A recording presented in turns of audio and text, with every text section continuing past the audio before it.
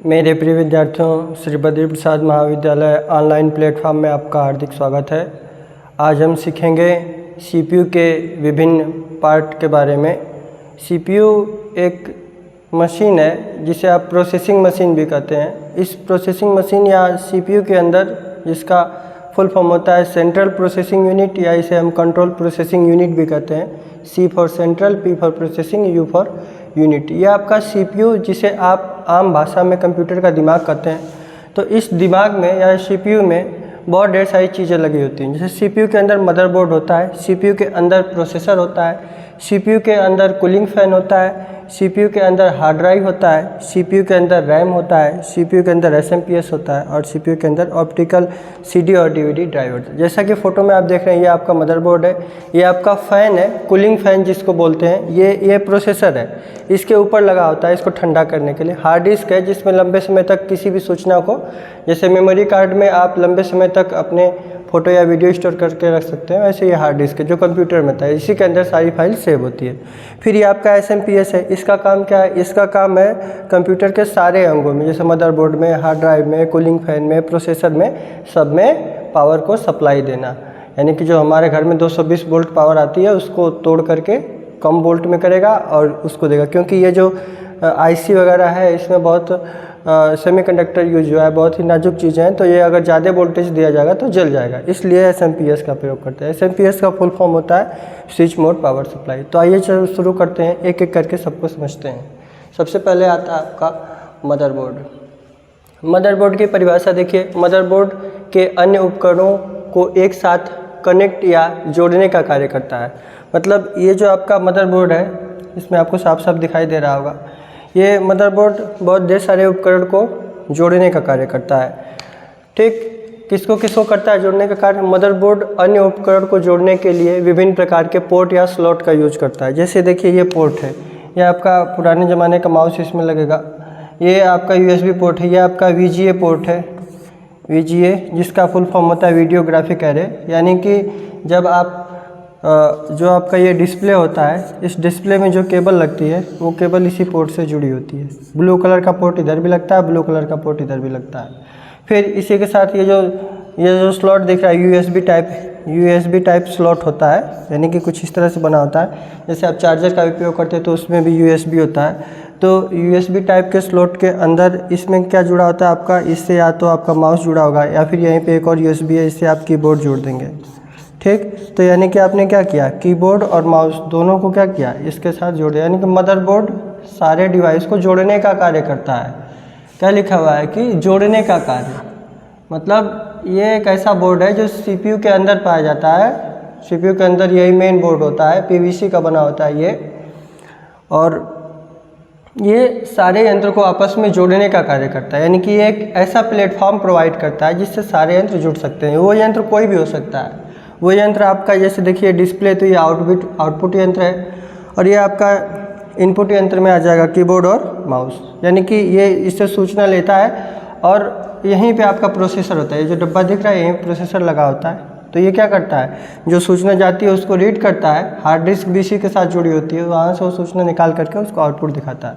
मतलब कहने का ये है कि कंप्यूटर मदरबोर्ड हमेशा क्या करता है, जोड़ने का कार्य करता है। और पोर्ट या स्लॉट होते हैं जिसके द्वारा ये स्लॉट, जिसे इस होल्डर में बल्ब लगाते हैं, तो ये होल्डर ही समझ जाइए जिसे आप स्लॉट कर रहे हैं या पोर्ट कर रहे हैं। इसी में अलग अलग पोर्ट में अलग अलग तरह की डिवाइस जोड़ी जाती है। इन्हीं पोर्ट या स्लॉट की मदद से बहुत सारे उपकरण मदरबोर्ड के सहारे आपस में जुड़ पाते हैं। मतलब यही स्लॉट या पोर्ट है जिससे क्या है, आप इसी होल्डर समझ लीजिए इसको, इसमें जोड़ा जाता है। इसके बाद है कि यह कंप्यूटर की रीढ़ की हड्डी है। ठीक, तो ये कंप्यूटर की बैकबोन की तरह है। मतलब अगर ये ना हो तो सारे डिवाइस आपस में कम्युनिकेट नहीं कर पाएंगे। जैसे एक दूसरे से बातचीत करने के लिए इनको एक प्लेटफॉर्म की ज़रूरत होती है, जो कौन प्रोवाइड करता है? मदरबोर्ड प्रोवाइड करता है। इसके बिना हम कंप्यूटर के उपकरणों को कनेक्ट नहीं किया जा सकता। कैसे कनेक्ट करेंगे आप बताइए? यहाँ से माउस लगा दिए, कीबोर्ड लगा दिए और यहाँ से डिस्प्ले लगा दिए, तो जब तक इन दोनों तार को यहाँ से कनेक्ट नहीं करेंगे या ये मदरबोर्ड नहीं होगा, तब तक ये दोनों आपस में कनेक्ट होकर के ना तो इनपुट मिलेगा और ना आप इनपुट दे पाएंगे, ना आउटपुट ले पाएंगे। यानी कि ये क्या करता है, सारे डिवाइस को इनपुट को आउटपुट से जोड़ने का कार्य करता है, इसीलिए इसको प्रोसेसिंग डिवाइस भी कहते हैं। ठीक। अगला इसी में सीपीयू के अंदर अगला पार्ट कौन सा आता है? सीपीयू के अंदर अगला पार्ट आपका प्रोसेसर आता है। ये छोटी छोटी पिन्स इस पे लगी होती है। ये प्रोसेसर बहुत ही क्रिटिकल पार्ट होता है कंप्यूटर का। जो भी हम सूचना देते हैं, जैसे 2 + 2 4 होता है, तो ये हमारे दिमाग ने बताया। तो वैसे कंप्यूटर में कोई सूचना आप देते हैं तो उसका क्या सही उत्तर होगा, वो ढूंढने का कार्य कौन करता है? प्रोसेसर करता है। और ये प्रोसेसर जितना तेज़ होता है उतना ही महंगा कंप्यूटर बिकता है और उतना ही तेज़ आपको रिस्पांस मिलता है। तो देखिए इसमें क्या लिखा है, कंप्यूटर का एक बहुत ही प्रमुख अंग है, इसे कंप्यूटर का मस्तिष्क भी कहा जाता है। यानी ये कंप्यूटर का मस्तिष्क भी है। जैसे हम कोई भी सवाल का हल निकालते हैं तो वो हम अपने हाथ से नहीं निकालते हैं, हम अपने पैर से नहीं निकालते हैं। सोचते किससे हैं, किस शरीर के किस अंग से हम उसका उत्तर निकालने के लिए कौन से अंग का इस्तेमाल करते हैं? तो जाहिर सी बात है हम अपने दिमाग का इस्तेमाल करते हैं। ठीक उसी प्रकार से कंप्यूटर का जो मस्तिष्क है वो प्रोसेसर ही होता है। ये इंटेल कंपनी का प्रोसेसर है, AMD कंपनी का भी प्रोसेसर आता है। मुख्य रूप से 2 ही प्रोसेसर है, इंटेल और AMD। इन्हीं कंपनियों के प्रोसेसर बहुत ज़्यादा बाज़ार में बिकते हैं और ये बहुत अच्छे भी होते हैं। तो वही कहा गया कि इसे कंप्यूटर का मस्तिष्क कहा जाता है। ऐसा इसलिए क्योंकि कंप्यूटर के भीतर हो रही सारी गतिविधियों की खबर इसके पास होती है। जैसे हमारे शरीर में जो भी कुछ हो रहा है या हम जो कुछ भी सोच रहे हैं, उस सारी चीज़ों की गतिविधि का खबर हमारे दिमाग में होता है। ठीक उसी प्रकार से कंप्यूटर में कौन सा सॉफ्टवेयर खुला हुआ है, किस में कौन सा चीज़ चल रहा है, कौन सी चीज़ पर क्या, किस डिवाइस पे क्या आउटपुट देना है, कब प्रिंट करना है, कब जो है कैमरा ऑन करना है, ये सारी चीज़ें आपके प्रोसेसर पे डिपेंड करता है। ठीक, सारी गतिविधियों का नियंत्रण कहाँ होता है? प्रोसेसर के अंदर होता है। यूँ कहें तो ये ही इन सारी चीज़ों को कंट्रोल करता है। जैसे हमारा दिमाग हमारे अंग के सारी गतिविधियों को, कब हमें हाथ आगे बढ़ाना है, कब पैर पीछे हटाना है, कब हमें दौड़ना है, कब हमें चलना है, कब हमें मुस्कुराना है, कब हमें रोना है, ये सारी चीज़ों या सारी गतिविधियों का नियंत्रण कौन करता है? हमारा दिमाग करता है। ठीक उसी प्रकार से कंप्यूटर में भी सारे यंत्रों को कंट्रोल करने के लिए जो मेन पार्ट है वो आपका प्रोसेसर है। इसी के द्वारा सारी चीज़ें नियंत्रित की जाती हैं, वही चीज़ों को कंट्रोल किया जाता है। ये एक समय में ट्रिलियन कैलकुलेशन को प्रोसेस कर सकता है। इसका मतलब कि ये मनुष्य के दिमाग से बहुत ही तेज़ कार्य करता है और बहुत ही शुद्ध उत्तर देता है। चूँकि ये मशीन है, इसको इस प्रकार से डिज़ाइन किया गया है कि यह बहुत तेज़ कार्य करके और बहुत ही कम समय में बहुत ढेर सारी कैलकुलेशन कर सकता है। आप इसी बात से सोच सकते हैं कि यह कितना कैलकुलेशन कर सकता है कि ट्रिलियन ऑफ कैलकुलेशन, मतलब 1 सेकेंड में ट्रिलियंस कैलकुलेशन कर सकता है। इसका मतलब इसका दिमाग मनुष्य से बहुत ज़्यादा तेज़ और बहुत कम समय में बहुत अच्छा रिस्पॉन्स देता है। ठीक, तो ये रहा आपका प्रोसेसर। प्रोसेसर अलग अलग प्रकार का होता है। कई प्रोसेसर शुरुआत में आप देखेंगे इसमें लिखा हुआ है कि ये सॉफ्टवेयर और हार्डवेयर के बीच में इंटरप्रिटेशन का कार्य करता है। मतलब सॉफ्टवेयर और हार्डवेयर, सॉफ्टवेयर मतलब वो सारी चीज़ें जिससे आप जुड़े होते हैं। जैसे मोबाइल में आप सॉफ्टवेयर चलाते हैं तो उनसे आप जुड़े होते हैं, लेकिन उस सॉफ्टवेयर, जैसे मान लीजिए प्रिंट हमें करना है तो सबसे पहले हम प्रिंट के सॉफ्टवेयर पे प्रिंटर का सॉफ्टवेयर खोलेंगे, वहाँ से हम क्या करेंगे, किसी चीज़ को प्रिंट करेंगे। लेकिन हम डायरेक्ट प्रिंटर से तो जुड़ेंगे नहीं, तो फिर जो हम प्रिंट देते हैं तो सॉफ्टवेयर के माध्यम से, तो सबसे पहले किस में जाता है? प्रोसेसर में जाता है। वहाँ पे वो देखता है कि क्या चीज़ प्रिंट करना है। इसके बाद वो संदेश किसको भेजता है? हम संदेश प्रिंटर को नहीं भेजते हैं। जैसे हम प्रिंटर को डायरेक्ट संदेश नहीं भेजते हैं, हम संदेश सॉफ्टवेयर के माध्यम से, है ना। सॉफ्टवेयर और हार्डवेयर के बीच में इंटरप्रिटेशन, मतलब हम सॉफ्टवेयर, प्रिंटर का सॉफ्टवेयर होगा, उस सॉफ्टवेयर से हम क्या करेंगे, उस सॉफ्टवेयर से संदेश भेजेंगे। तो जो संदेश हम भेजेंगे वो हार्डवेयर यानी कि प्रिंटर में जाएगा। तो प्रिंटर में जाने के लिए बीच में क्या आएगा, इंटरप्रिटेशन, यानी बीच में प्रोसेसर आएगा जो क्या काम करेगा। जो भी चीज़ हमें, मान लीजिए पेड़ की फ़ोटो है, ठीक, इसे हमें प्रिंट करना है, तो हम क्या करेंगे, हम किससे जुड़े होंगे, हम सॉफ्टवेयर से जुड़े होंगे। हम डायरेक्ट हार्डवेयर से नहीं जुड़ेंगे, हम सॉफ्टवेयर से प्रिंट करेंगे। कंट्रोल P दबाएंगे, शॉर्टकट की में बताया गया था। तो जब आप कंट्रोल P दबाएंगे तो वो संदेश इसके प्रोसेसर में जाएगा, CPU के अंदर लगे हुए प्रोसेसर में जाएगा। प्रोसेसर उसे इलेक्ट्रॉनिक रूप में समझेगा, उसे कन्वर्ट करेगा और कन्वर्ट करने के बाद ये संदेश किसको भेजेगा, ये संदेश भेजेगा प्रिंटर को। और फिर यहाँ से प्रिंटर से आपका कागज़ के रूप में छप करके, प्रिंटर से कागज़ के रूप में छप करके वो चीज़ बाहर निकलेगी। यानी कि सॉफ्टवेयर से हम जुड़े होते हैं। हम किससे जुड़े होते हैं, हम सॉफ्टवेयर से जुड़े होते हैं और सॉफ्टवेयर प्रोसेसर से, प्रोसेसर किससे जुड़ा होता है, हार्डवेयर या फिर कह लीजिए कि प्रिंटर से जुड़ा होता है। ठीक, तो बीच में कहीं ना कहीं प्रोसेसर होता है, तो इसी बीच में प्रोसेसर जो कार्य करता है, इसीलिए इसको हम क्या नाम देते हैं, इंटरप्रिटेशन। मतलब इनकी बातों को सुन करके और उसको जिस यंत्र से आउटपुट चाहिए उस यंत्र को वो संदेश भेजना, तो भेजने का काम करता है प्रोसेसर, इसीलिए इसे हम क्या कहते हैं, इसीलिए हम इसे इंटरप्रिटेशन भी कहते हैं।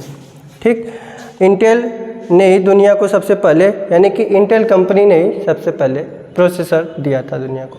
ठीक, अगला चीज़ देखिए इसमें क्या दिया हुआ है, कूलिंग फैन। ये कूलिंग फैन जो इसके पहले वाली हेडिंग थी प्रोसेसर, आप देख रहे थे माचिस की डिब्बी की तरह था छोटा सा, उसी के ऊपर इसको माउंट किया जाता है। वो चूँकि दिमाग है, काम करता है, तो बहुत ज़्यादा हीट उसमें जनरेट होती है, तो उसे ठंडा करने के लिए इसके ऊपर एक कूलिंग फैन लगाया जाता है। वही कह रहे कूलिंग फैन का कार्य है ना, प्रोसेसर को ठंडा करने के लिए किया जाता है। यानी प्रोसेसर जो पीछे आप लोग देखे थे वो काम करता है तो उस बहुत ज़्यादा हीट होता है, उसकी हीट को ये ब्लेड्स लगी हुई हैं एल्युमिनियम की, ये क्या करती हैं, हीट को सोखती हैं, उसके ऊपर रख दिया जाता है तो ये हीट को सोखती हैं, यानी कि हीट को सोख करके ये ऊपर इस पर आ जाएगी और ऊपर से फैन लगा हुआ है, तो फैन से जब बहुत तेज़ी से हवा जाएगी तो एल्युमिनियम की प्लेट ठंडी होती है और नीचे की जो हीट है वो ऊपर आती रहती है, तो इस तरह से प्रोसेसर आपका क्या होता है, ठंडा होता है। तो ये कूलिंग फैन होता है जो प्रोसेसर के ऊपर लगाया जाता है। अगर ये ना हो तब क्या होगा, अगर ये कूलिंग फैन नहीं रहेगा तो कुछ समय के बाद प्रोसेसर बहुत ज़्यादा हीट हो जाएगा और आपका कंप्यूटर क्या हो जाएगा, ऑटोमेटिक बंद हो जाएगा। आप बार बार चालू करेंगे, बार बार कंप्यूटर आपका क्या हो जाएगा, बंद हो जाएगा। क्यों, क्योंकि प्रोसेसर ठंडा हो ही नहीं रहा, वो इतना ज़्यादा हीट हो गया है कि वो सही से बिहेव नहीं कर रहा, मिसबिहेव करने लगेगा।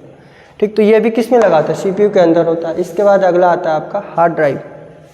देखिए इसके बाद जो अगला लेक्चर आएगा उसमें हम पढ़ाएंगे आपको प्राइमरी मेमोरी और सेकेंडरी मेमोरी के बारे में, तब उसमें आपको हार्ड ड्राइव के बारे में और अच्छे से बताया जाएगा। फिलहाल इसमें आप देख लीजिए कि क्या होता है हार्ड ड्राइव।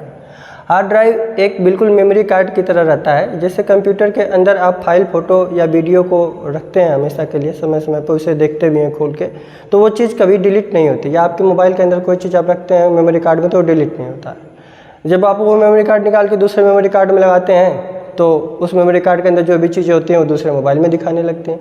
यानी कि किसी भी डेटा को, फाइल को, फ़ोटो को या वीडियो को या किसी भी डेटा को लंबे समय तक स्टोर करने के लिए एक बर्तन, जिसे हम क्या नाम देते हैं, मेमोरी कार्ड। ठीक, तो वो तो मोबाइल के लिए होता है, लेकिन कंप्यूटर के लिए वही सेम चीज़ है, बस अंतर क्या है कि मेमोरी कार्ड ना बोल के हम क्या बोल देते हैं, हार्ड ड्राइव बोल देते हैं। ये कंप्यूटर में लगा होता है या लैपटॉप में लगा होता है, इसी के अंदर जितनी भी फाइल होती है वो हमेशा हमेशा के लिए सेव होती है। जैसे मान लीजिए कंप्यूटर पे आपने कोई चित्र बनाया पेंट में, या वर्डपैड में कोई सुंदर सा लेटर आपने लिखा, ठीक, तो उस लेटर को जब आप सेव करेंगे तो वो ऑटोमेटिक किस में सेव हो जाएगा, हार्ड ड्राइव के अंदर सेव हो जाएगा। आइए देखिए हार्ड ड्राइव में क्या होता है। हार्ड ड्राइव में आपका प्लॉटर होता है, मोटर होता है, रीड राइट हेड होता है, इक्वेटर होता है, इंटरफेस होता है, और इसके बाद पावर सप्लाई होता है। ठीक, तो या जंपर्स होता है। अब देखिए इसको समझिए अच्छे से क्या होता है इसमें। ये मैग्नेटिक डिस्क होती है, यानी चुंबक के रूप में आपका डेटा इसके अंदर क्या होता है, सेव होता है। और ये अलग अलग हेड होता है, एक हेड ये है, एक इसके नीचे होगा, एक इसके नीचे होगा। जब ये बहुत तेज़ी से मोटर, ये देखिए क्या है, मोटर। जब मोटर चलेगा तो ये बहुत तेज़ी से घूमेगा। जब ये चीज़ बहुत तेज़ी से घूमेगी तो क्या होगा कि इसके ऊपर ये हेड लगा होता है, ये क्या, रीड राइट हेड। ये हेड क्या करता है कि उसको सूचना को क्या करता है, पढ़ने का काम करता है। और जब ये पढ़ लेता है तो उस चीज़ को यहाँ से देखिए, ये आपका है इंटरफेस, यानी कि यहाँ से ये चीज़ आप कंप्यूटर के अंदर जाती है और प्रोसेसर रीड करता है कि इस हार्ड ड्राइव के अंदर कौन कौन सा फाइल, फ़ोटो या डेटा आपने रखा हुआ है। उसी को यहाँ पे लिखा हुआ है हिंदी में कि हार्ड डिस्क ड्राइव एक आंकड़ों को सहेज कर सुरक्षित रखने वाला यंत्र। यानी कि ये आंकड़ों को सहेज कर, आंकड़े में आपके आंकड़े भी आ सकते हैं, फाइल, फ़ोटो या जो कुछ चाहे वो सारी चीज़ें आ सकती हैं, जो डिजिटल जानकारी चुंबकीय रूप से लिख और पढ़ सकता है। मतलब आपकी इलेक्ट्रॉनिक जो इन्फॉर्मेशन है उसे आप उसके अंदर डाल सकते हैं। इसमें घूमने वाले डिस्क होते हैं, मतलब पतले पतले 10, 15, 20 कह लीजिए, वो मेमोरी के आधार पर। अगर ज़्यादा मेमोरी है तो ज़्यादा CD डिस्क होगी और कम है तो कम CD डिस्क होगी, जिन्हें चुंबकीय पदार्थ से लेप किया जाता है। मतलब मैग्नेटिक मटेरियल का यूज करके इसे बनाया जाता है, जिसके अंदर आप बहुत ढेर सारी चीज़ों को रखते हैं सीडी के रूप में। बिजली न होने पर डेटा भंडारण यंत्र आंकड़ों को सुरक्षित रखता है, यानी कि लाइन कट गई तो इसके बाद भी, जैसे देखिए मेमोरी कार्ड को आप बाहर निकाल देते हैं तब तो उसमें लाइट जाती नहीं, लेकिन इसके बाद भी उसके अंदर फोटो फाइल रहता है कि नहीं रहता है। तो ठीक इसी प्रकार से ये हार्ड डिस्क भी है, इसके अंदर आप जितनी भी फाइल चाहेंगे हमेशा हमेशा के लिए रख दीजिए, ये कभी ख़राब नहीं होगी। हाँ, मान लीजिए कहीं टूट गई, हो सकता है कि 15-20 साल 25 साल बाद ये हार्ड डिस्क आपकी करप्ट हो जाए तो दिक्कत है, नहीं तो अगर मान लीजिए इसमें से आपका कोई चीज़ डिलीट भी हो जाता है तो उसके लिए भी अलग अलग, अब तो मार्केट में रिकवरी के बहुत ढेर सारे सॉफ्टवेयर आने लगे, जैसे iCare, डाटा रिकवरी वगैरह। उससे क्या होता है कि जो भी चीज़ आपका डिलीट हुआ है मेमोरी कार्ड से, वो दोबारा आप उसे ला सकते हैं, रिकवरी कर सकते हैं उसकी। ठीक, तो ये रहा आपका हार्ड ड्राइव, ये भी कंप्यूटर का एक पार्ट है। इसके बाद आता है आपका रैम। देखिए इससे पहले वाली जो हेडिंग पढ़े हैं हम लोग, हार्ड ड्राइव और रैम दोनों एग्जाम्पल है प्राइमरी और सेकेंडरी मेमोरी के। इससे पहले वाला सेकेंडरी मेमोरी का एग्जाम्पल था, ये प्राइमरी मेमोरी का एग्जाम्पल है। होता क्या है कि दोनों मेमोरी ही है, वो भी मेमोरी थी लेकिन उसमें डेटा को लंबे समय तक रख सकते थे। ये जो मेमोरी है इसमें डेटा को लंबे समय तक नहीं रखेंगे। ये मेमोरी सिर्फ इसलिए यूज होती है कि जिस समय आप काम कर रहे होते हैं उस समय जो कंप्यूटर की मेमोरी खर्च हो रही होती है प्रेजेंट टाइम में, उस कार्य को करने के लिए, किसी भी कार्य को करने के लिए जो मेमोरी खर्च होती है उसी को हम क्या बोलते हैं, प्राइमरी मेमोरी बोलते हैं, और रैम उसका उदाहरण है। ठीक, जब हम अपने मोबाइल या फ़ोन या कंप्यूटर में एप्लीकेशन चलाते हैं या फिर किसी प्रकार की फाइल जैसे फ़ोटो, वीडियो, ऑडियो या गेम आदि खेलते हैं, तब उस वक्त डेटा रैम में स्टोर होता है। मतलब जब हम कोई कार्य कंप्यूटर में कर रहे होते हैं, जैसे मान लीजिए अभी हम पढ़ा रहे हैं, तो हमारा सारा फोकस या हमारा सारा दिमाग जो है वो अभी इसी कार्य में लगा हुआ है, पढ़ाने में लगा हुआ है, यानी कि हमारी मेमोरी जो है पढ़ाने पर ही खर्च हो रही है। ठीक उसी प्रकार से कंप्यूटर में अगर हम कोई काम करते हैं तो उसमें भी चूँकि एज ह्यूमन कंप्यूटर भी कैसा है, मनुष्य के बिल्कुल जैसा ही है।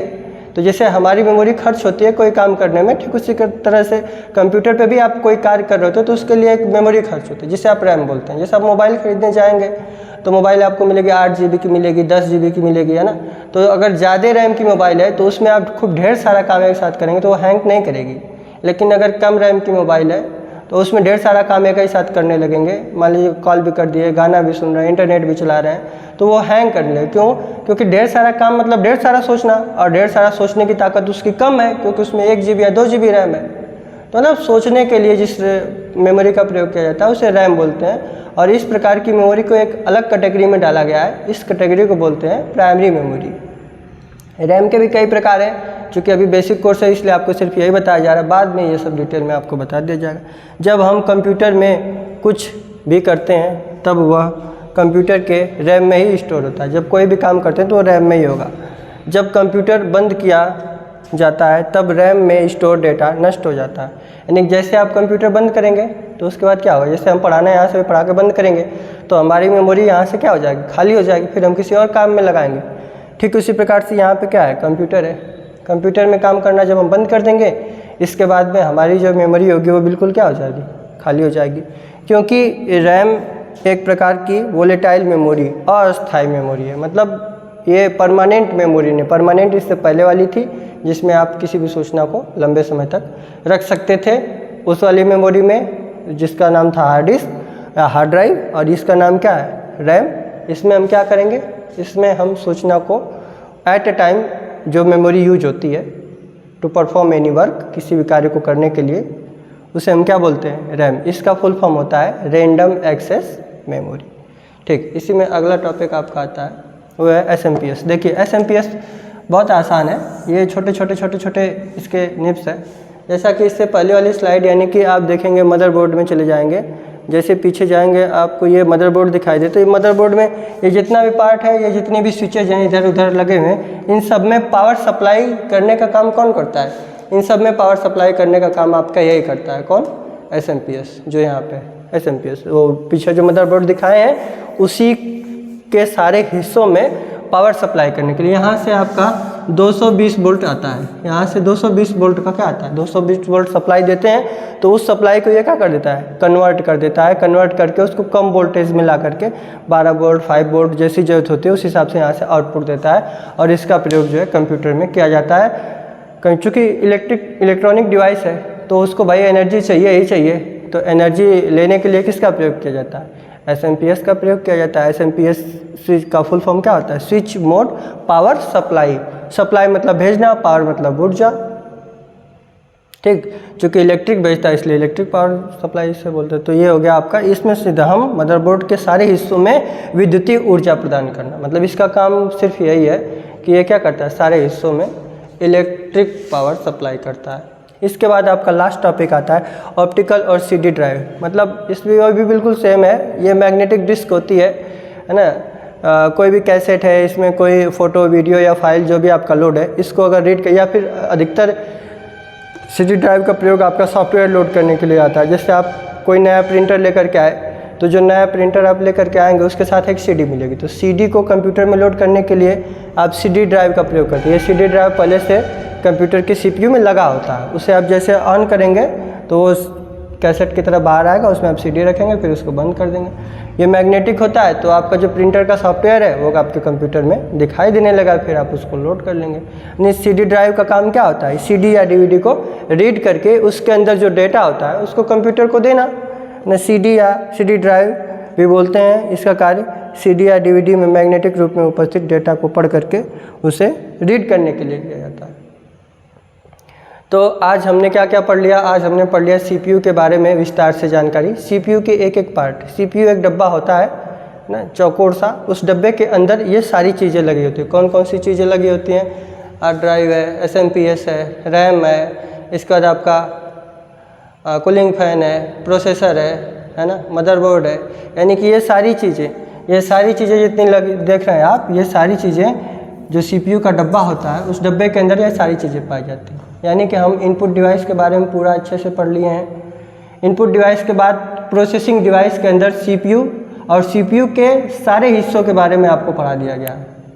ठीक, अब इसके बाद अगला जो नेक्स्ट टॉपिक आपका आएगा, जिसे अगले वीडियो में चर्चा करेंगे, वो आपका है आउटपुट डिवाइस। ठीक, आउटपुट डिवाइस जैसे ही हम पूरा पढ़ लेंगे 10-12, जैसे इनपुट डिवाइस के बारे में 10-12 पढ़े, इसका प्रोसेसिंग डिवाइस के बारे में पढ़ लिए, इसके बाद जब हम आउटपुट डिवाइस के बारे में पढ़ लेंगे तो हमारा लगभग हार्डवेयर पार्ट कंप्लीट हो जाएगा। इसके बाद हम लोग शुरुआत करेंगे सॉफ्टवेयर की। Thank you.